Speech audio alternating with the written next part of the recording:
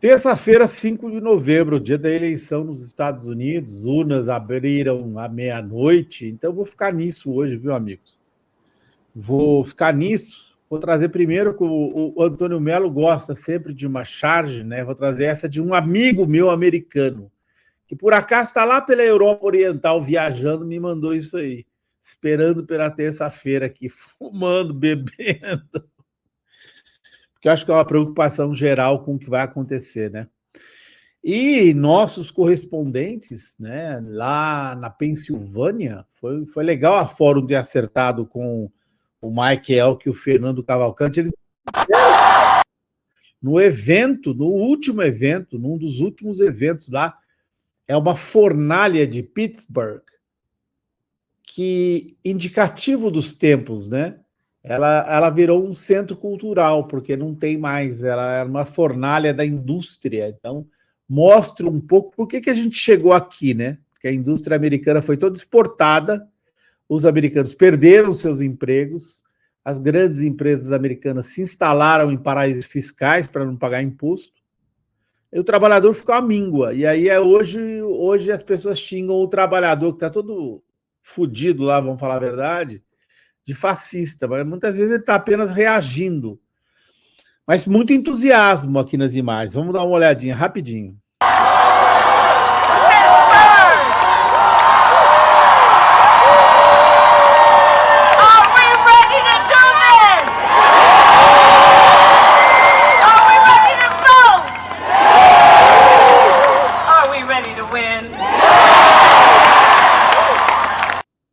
A Kamala Harris, viu, Ivan e Antônio Melo, quem nos assiste, depende deste entusiasmo aí hoje como nunca.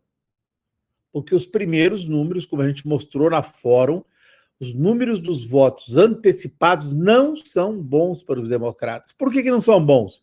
Porque tradicionalmente lá, gente, foram os democratas que inventaram essa ideia de votar antecipado, votar pelo correio. Os republicanos não faziam isso. Da última eleição, o Trump falou, não vota antecipado, não, a vota no dia da eleição. Esse ano mudaram a estratégia e os republicanos votaram em massa. Inclusive, dos 7 estados decisivos, eles votaram mais que os democratas em Nevada, Carolina do Norte, Geórgia, Arizona.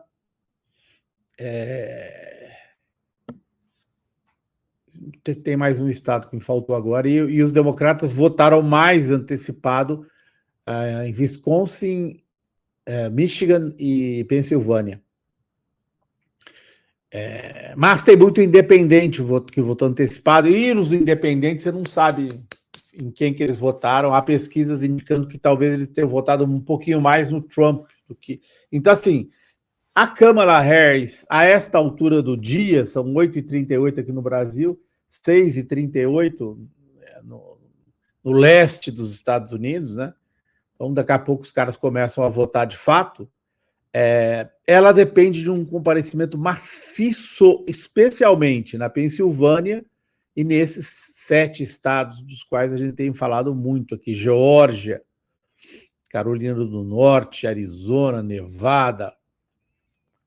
Ela precisa muito de um comparecimento maciço, e existem dúvidas se esse comparecimento será maior que o dos republicanos, né?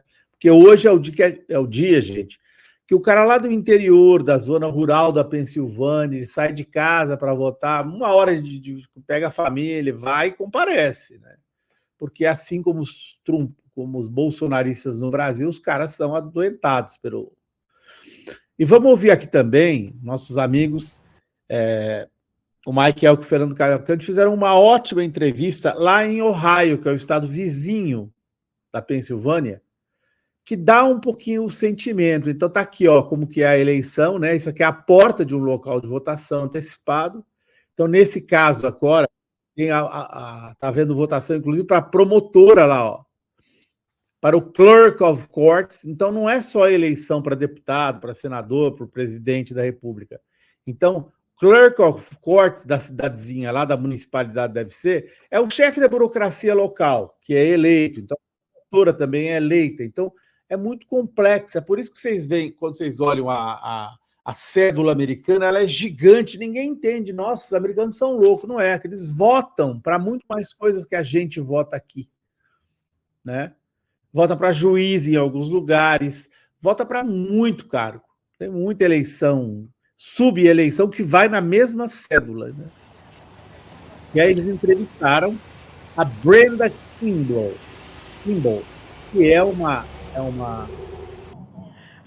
ela é uma eleitora da Harris que está muito preocupada. Vou passar só o comecinho para. Por que ela está preocupada, Brenda? I'm just feeling like we have to wait, and I'm just hoping people will get out and do their civic duty. Eu espero que as pessoas saiam, né? Saiam de casa e façam o seu dever cívico. I don't want to be overexcited. Eu não quero ficar muito animada.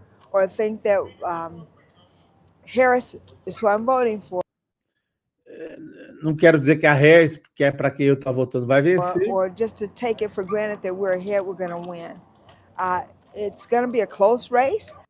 Vai ser muito disputado. Aqui, ó, vocês estão vendo aqui do lado desculpe, mas isso aqui, ó, County Recorder, é outra votação.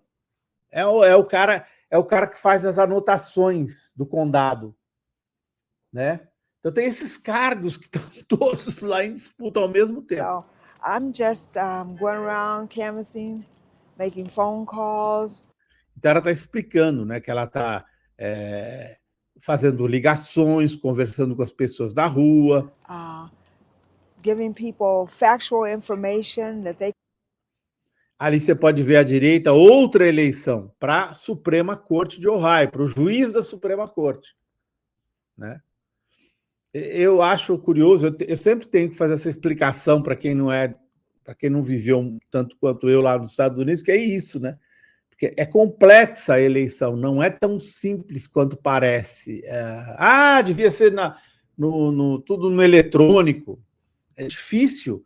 Você não tem uma padronização, porque tem condado que tem esse número de eleições, tem outro condado que não, tem outro estado que não. É muito complexa a eleição.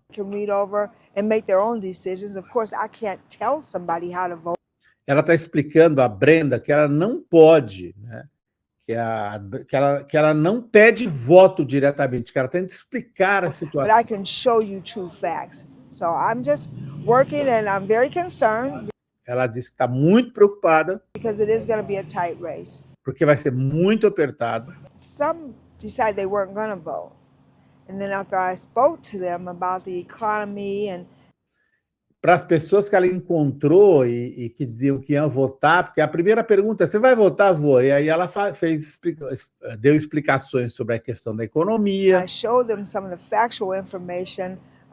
Deu informações factuais. Trump compared to Harris, comparando o Trump com a Harris. They decided that they would go vote. So, e essas pessoas decidiram que iriam votar, não disseram para ela em quem. Those who decided they weren't going to vote, I have talked to them, gave them information, I spoke to them about the importance of things, I've asked them what's important to them. E aí ela disse que muita gente ali encontra, não vou votar não, peraí, gente, é importante você comparecer, é importante para você o resultado da eleição. It makes me feel anxious, excited and concerned. Ela disse que está ansiosa e está preocupada. Eu acho que este é o sentimento... Eu acho que este, viu, Ivan e Antônio Mello, é o sentimento generalizado, né? A Márcia Castro está falando, tem o delegado que tem votação, tem o xerife. Então é muito difícil, né? Essa crítica. Eles podiam ter a urna eletrônica, um voto nacional, sai o resultado rápido. Mas como que você vai fazer isso se um condado de Ohio tem uma legislação completamente... tem mais eleição que o condado de outro estado. Então é muito mais complexo do que parece ser a eleição lá.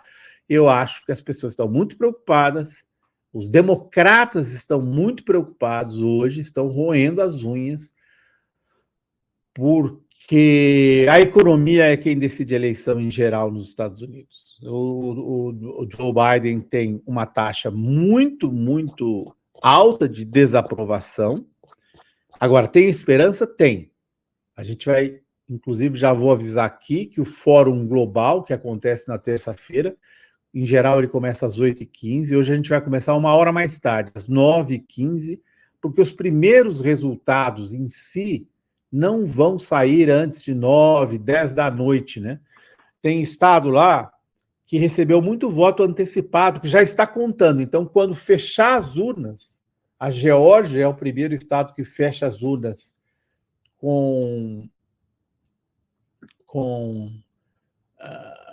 fecha as urnas mais cedo, 9 da noite do Brasil. Lá possivelmente já terá a primeira contagem dos votos antecipados, para a gente ter uma ideia. Então, a gente só começa a ter uma ideia do resultado a partir da divulgação do resultado da Geórgia. Acho que está todo mundo preocupado. Vamos ver se o Donald Trump ou se a Kamala Harris consegue esta virada, que é possível, né? Se ela vencer, por exemplo, na Geórgia, se sair na frente na Geórgia com uma grande votação, acabou para o Trump, né? O mesmo da Pensilvânia. A gente pode ter uma surpresa, a gente pode ter uma Kamala Harris saindo na frente com uma grande votação na Geórgia. Não acredito que vai acontecer, mas se tiver, aí não vai ser uma noite tão nervosa quanto é a expectativa. É isso aí, Ivan e Melo. Boa, Zenha, vamos lá. Bom, hoje, mais uma vez, eu trago aqui esses editoriais da Folha, um da Folha e um do Globo, porque essa semana é justamente a semana em que o governo Lula está se reunindo para discutir quais medidas vai tomar para cumprir o arcabouço fiscal e cortar gastos em despesas obrigatórias e tudo mais. Pauta recorrente aqui no Fórum Mídia, porque há essa campanha permanente da mídia em torno da chamada responsabilidade fiscal, mas o que esse setor quer, na verdade, é mexer aí, onde está explícito nesses editoriais, como os que eu vou mostrar aqui da Folha e do Globo, né? Há uma série de gastos que, claro, podem ser revistos, mas o que esse setor da imprensa prega é justamente mexer na parte mais vulnerável, né? Que seria ali impor tetos às áreas de saúde, educação, por exemplo, né? E mexer no aumento real do salário mínimo, nas aposentadorias, no benefício de prestação continuada, né? São os pilares aí que essa parte da imprensa coloca como pontos de ajuste necessários, sem citar outros de que outros lugares poderiam vir recursos, né, para equilibrar as contas públicas. E aí vejam essa chamada da Folha, por exemplo, né, editorial publicado ontem, na segunda-feira. O que a Folha pensa? Gasto público é impulso e ameaça ao emprego, né? Traduzindo aqui, basicamente a Folha está dizendo que se investir em saúde, educação ou programas sociais, coisa do gênero, seria uma ameaça ao emprego, né? Seria algo ruim, né? E aí o Globo vem com um editorial também na mesma linha, este publicado hoje, terça-feira, dizendo que é preciso desvincular o BPC, o benefício de prestação continuada, que é aquele benefício pago aos mais idosos, mais pobres do país. É preciso desvincular o BPC e a aposentadoria do salário mínimo, né? Esses pontos aí, inclusive, são os pontos que a mídia vem fazendo essa maior pressão, mas que o presidente Lula vem sinalizando até o momento, que são os pontos justamente que ele não abre mão, que é mexer no BPC, mexer na aposentadoria, mexer no aumento real do salário mínimo, né? Outras áreas se estuda cortes, se estuda ajustes, né? O presidente Lula teve reuniões ontem com ministros, com o ministro Fernando Haddad, com o ministro Simone Tebet, etc. Hoje tem mais uma rodada de reuniões e ainda essa semana deve ser anunciado um pacote de ajuste fiscal. Mas as sinalizações do governo até agora são no sentido de não mexer nem no salário mínimo, nem nas aposentadorias e nem no BPC. E é justamente esses três pontos os que a mídia mais bate na tecla como sendo supostamente essenciais, né? Fazer cortes nessas áreas para promover esse ajuste fiscal. Enfim, aí vamos acompanhar agora essa semana, né?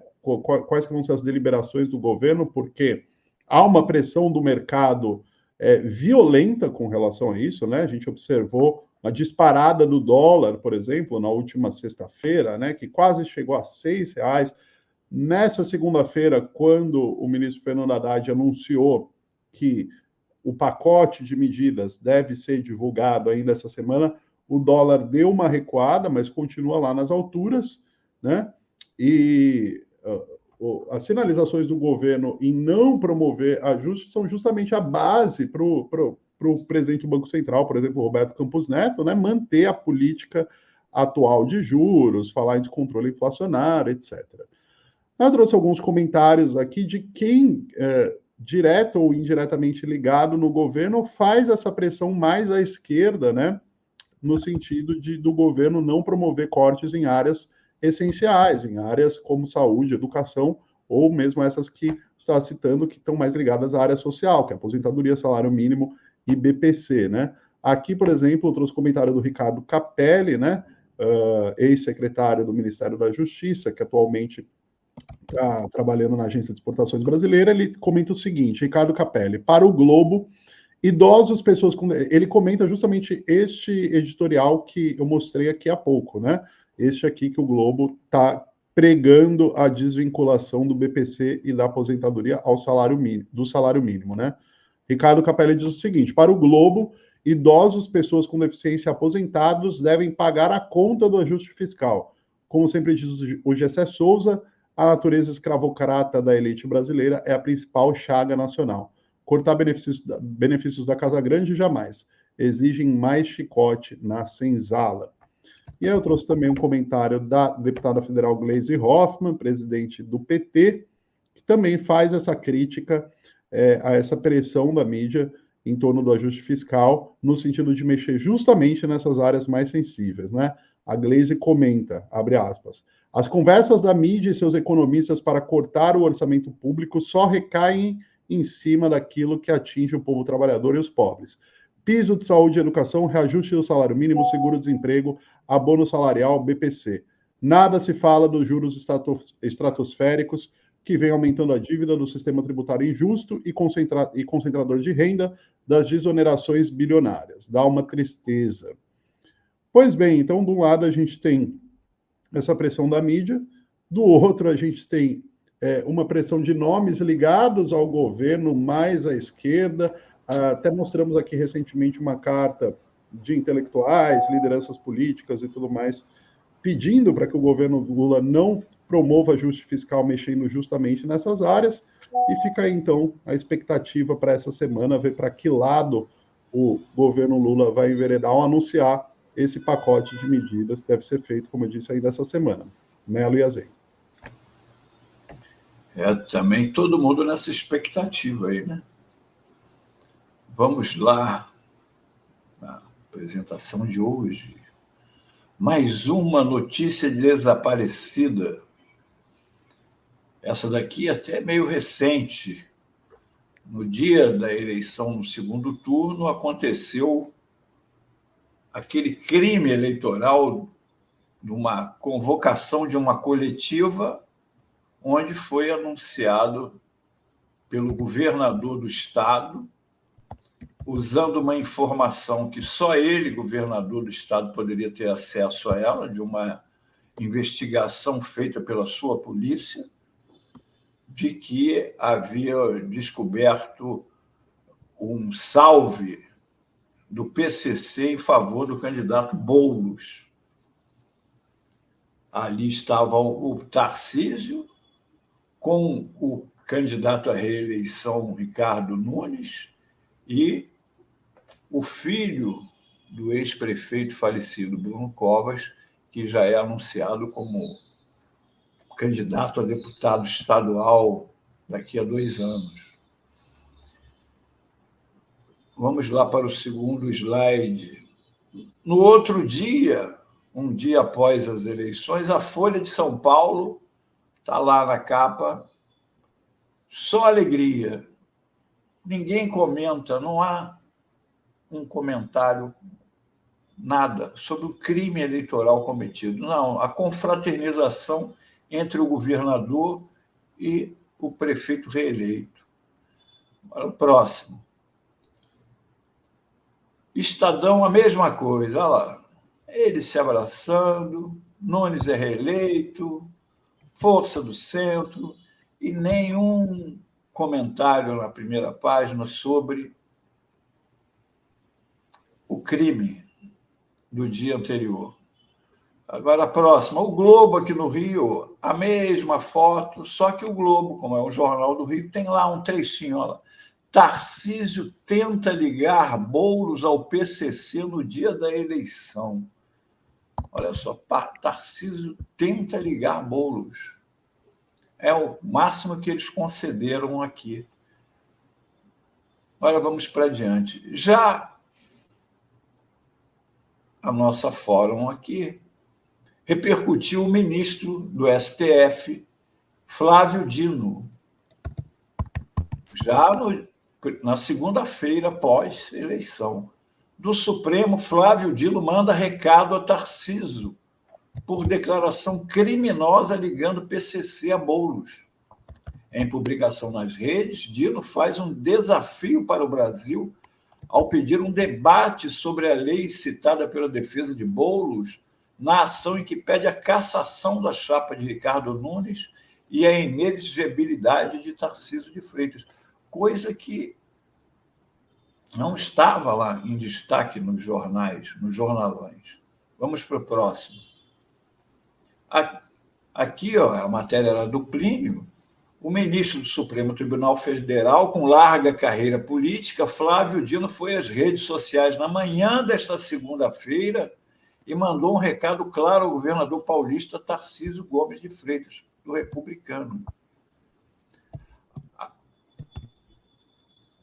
Após a fala de Tarcísio ao lado de Ricardo Nunes, a defesa do candidato do PSOL protocolou uma notícia-crime no TSE contra o governador e o prefeito por abuso de poder político e uso indevido dos meios de comunicação. Vamos para o próximo slide, onde tem a publicação do ministro Flávio Dino. Um desafio para o Brasil, a persistência sob novas formas de antigos problemas regulados pela Lei Complementar 64 de 1990. Uso indevido, desvio ou abuso do poder econômico ou do poder de autoridade ou utilização indevida de veículos ou meios de comunicação em benefício de candidato ou de partido político. Uma coisa que, evidentemente, havia acontecido no dia anterior. Não é? Para o próximo. Aqui veio o que seria, isso já não é o Flávio Dino, isso é uma outra matéria, mostrando quais seriam os crimes e as punições. A inegibilidade, o condenado pode se tornar inelegível por 8 anos, a cassação de registro ou diploma, aí no caso do prefeito, né, reeleito, o candidato pode ter registro de sua candidatura cassado, e multas. Né? Bom, o assunto sumiu da mídia. A notícia estava desaparecida. Vamos lá para o próximo. Ontem a Folha publicou uma entrevista com o presidente do TRE. O governador Tarcísio, no dia da eleição, disse que estava compartilhando já a preocupação dele com o TRE. E aqui há uma entrevista na Folha ontem em que o presidente do TRE compara a fala de Tarcísio apenas jogadas de um prédio. Como recolher? Vamos para o próximo. Ô, coitado do Tarcísio, quer dizer que ele jogou penas e perdeu as penas. Meu Deus. Dá pena. Que tipo de medida? Fazer uma vaquinha para ajudar o Tarcísio a recolher as penas dele. Que tipo de medida a Justiça Eleitoral tem para coibir abusos de poder no dia da eleição? Aí vamos à resposta do presidente. Uma entrevista, olha só, está aí, está a resposta aqui, no anterior, vamos lá. O anterior. Mais um para frente. Mais para frente. Um para frente. Aí, uma entrevista dada ao vivo já foi. É o exemplo que eu sempre dou, é um travesseiro de penas que você vai no alto de um prédio e solta as penas.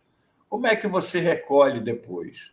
Essa notícia já estava sendo divulgada. Olha só como é que ele passa pano o tempo inteiro para o Tarcísio. Não tinha. E daí que a notícia estava sendo divulgada? Enquanto estava em boato é uma coisa, outra coisa é o governador do estado, numa coletiva, no meio de uma eleição, dá uma informação de que a polícia estava com informações de que o PCC estava mandando votar em Guilherme Boulos. É uma coisa completamente diferente.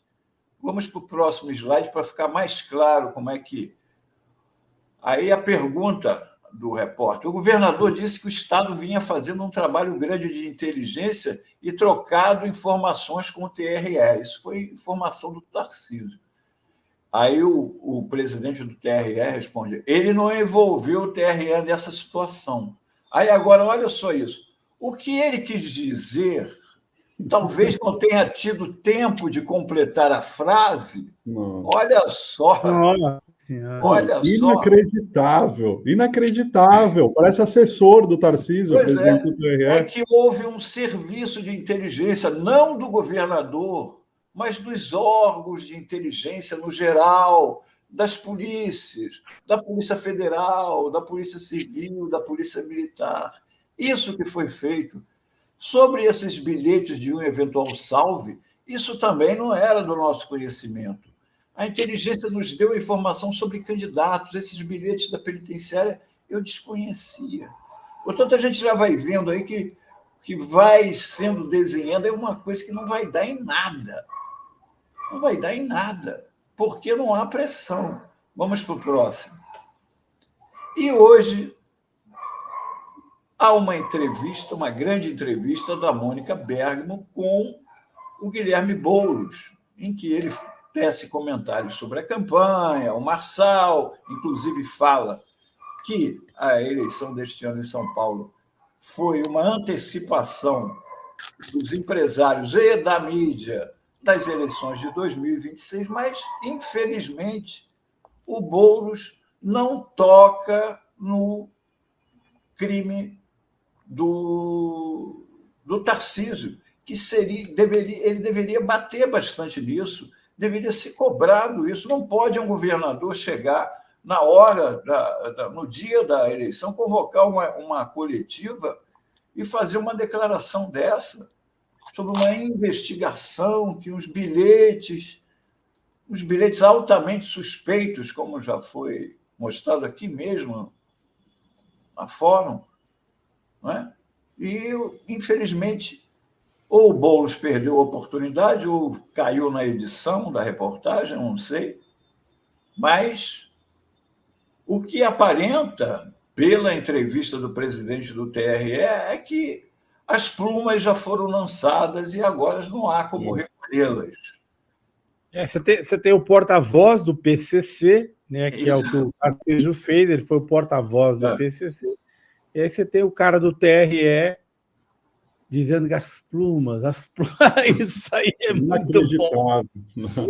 É o Brasil, como alguém escreveu aqui, é muito Brasil isso. Agora Melo, e assim, tem um aspecto aí, né, que assim, por essa fala do presidente do TRE e tudo mais, como o Melo disse, está tudo se encaminhando para não dar nada, né? Mas algum dia, em situação parecida, já deu, né? O Melo estava até comentando sobre isso ter sumido no noticiário, na Fórum ao menos não sumiu. Na sexta-feira agora, eu fui procurar uma advogada eleitoral para falar sobre esse caso do Tarcísio, ela relembrou um caso que se encaixa perfeitamente nesse caso do Tarcísio. O caso do Fernando Francischini, o ex-deputado que foi cassado e declarado inelegível, porque no dia da votação do segundo turno, em 2018, ele fez uma live em seu Facebook dizendo que 2 urnas em alguma cidade da Bahia tinham sido fraudadas e que estavam impedindo as pessoas de votar em Jair Bolsonaro.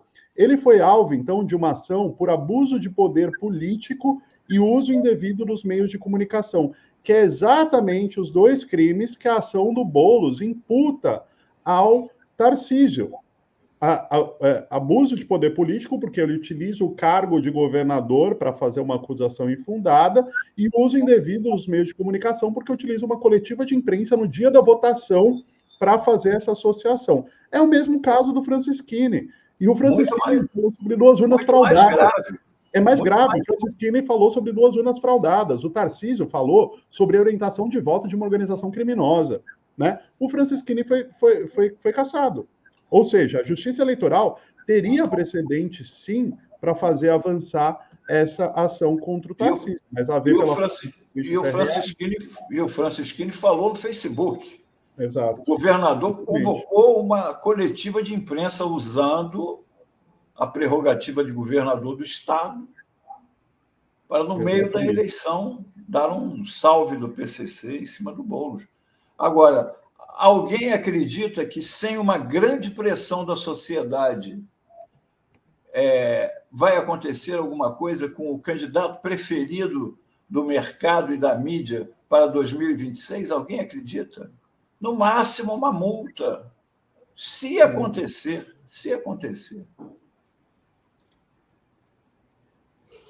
Bom lembrar que neste país, até quando eles ganham, eles reclamam que tem fraude, né? É impressionante. Que é o que deve acontecer lá nos Estados Unidos, viu, Azen? Acho que até se o Trump ganhar, ele vai dizer que teve fraude. Vai ser... Se perder, já deu, né? Era para ser mais, a minha vitória era para ser maior, nunca perdi um... Isso aí. Legal, bom, voltamos amanhã com... Acho que o Azenha vem direto do Fórum Internacional para o Fórum Mídias, que é um negócio que vai longe hoje, na marcha das apurações. Aqui, ó, a Miriam Marques, nossa correspondente em Nova York, dizendo: aqui em Nova York o povo está nervoso. Tensão máxima lá nos Estados Unidos. Acho que é generalizado. Os meus amigos americanos subiram nas tamancas, estão todos muito nervosos. Muito. Será que já jogaram as plumas lá de cima? Vai ter isso aí também, né? Vai ter gente jogando as plumas. É isso aí. Até amanhã, gente. Boa caminhada hoje aí. Amanhã a gente volta para falar da eleição do Império. Tchau. Valeu. Tchau, tchau.